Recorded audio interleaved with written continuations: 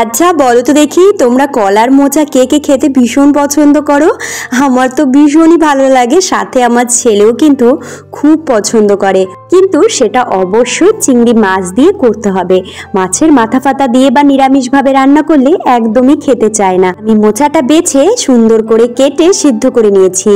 অনেকে কিন্তু সিদ্ধ না করেই রান্না করে, তবে আমার সিদ্ধ করলে যেন বেশি ভালো লাগে।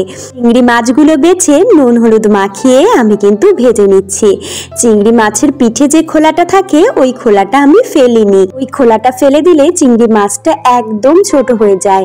এদিকে আমি কড়াতে পরিমাণ মতো সাদা তেল দিয়ে একটা বড় সাইজের পেঁয়াজ কুচিয়ে দিয়ে দিয়েছি। ফোড়নে দিয়েছি গোটা গরম মশলা, দুটো শুকনো লঙ্কা, দুটো তেজপাতা, একটুখানি রাঁধুনি আর পাঁচফোড়ন।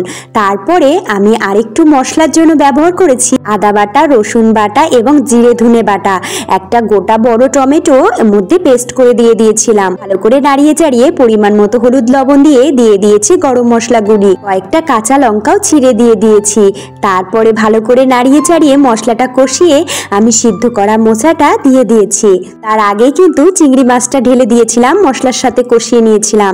তারপরে একটা ঢাকনা চাপা দিয়ে রেখে দিয়েছিলাম। যতটা মোচায় হালকা জল ছিল সেই জলটা টেনে গেলে আবার ভালো করে নাড়িয়ে চাড়িয়ে একটু ভেজে নিয়েছি। গরম ভাতে কি যে অসাধারণ লেগেছে, বাড়িতে একদিন বানিয়ে দেখ।